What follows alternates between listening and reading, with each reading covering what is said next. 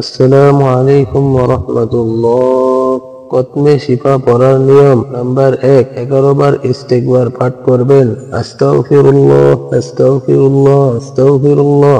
Number 2, সূরা ফাতিহা 100 বার পাঠ করবেন। Number 3, দুরূদ শরীফ 100 বার পাঠ করবেন। নাম্বার 4, সূরা আলাম নাশরাহ 79 বার পাঠ করবেন। নাম্বার 5, সূরা ইখলাস 1000 বার পাঠ করবেন। নাম্বার 6, পুনরায় সূরা ফাতিহা 7 বার পাঠ করবেন। নাম্বার 7, পুনরায় দুরূদ শরীফ 100 বার পাঠ করবেন। নাম্বার 8, তারপর এই দোয়া 100 বার পড়তে হবে।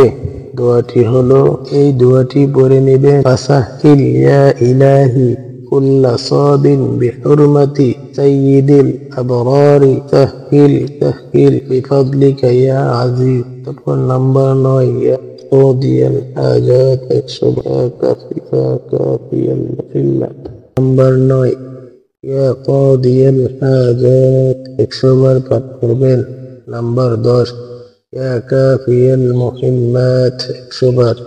ইয়া দাফিআল বালিয়াত 100 বার পাঠ করবেন। ইয়া মুজিবাদ দাওয়াত 100 বার পাঠ করবেন। ইয়া রাফিআত দারাজাত 100 বার পাঠ করবেন। ইয়া হাল্লালাল মুশকিলাত 100 বার পাঠ করবেন।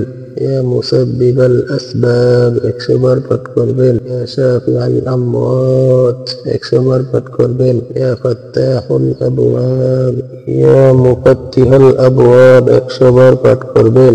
রব্বি ইন্নী মাগলুবুন ফান্তাসির 100 বার পাঠ করবেন। ইয়া গাউসু আগসিনি ওয়া আমদুদনি 100 বার পাঠ করবেন।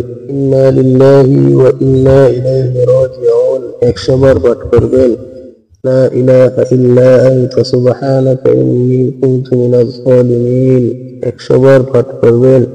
ফাস্তাজাবনা লাহু ওয়া নাজ্জায়নাহু মিনাল গাম্মি ওয়া কাযালিকা নুনজিল মুমিনিন 100 বার পাঠ করবেন। ইয়া আরহামার রাহিমিন 100 বার পাঠ করবেন। অতঃপর 100 বার দুরূদ শরীফ পাঠ করে খতম শেষ করে খালেস দিলে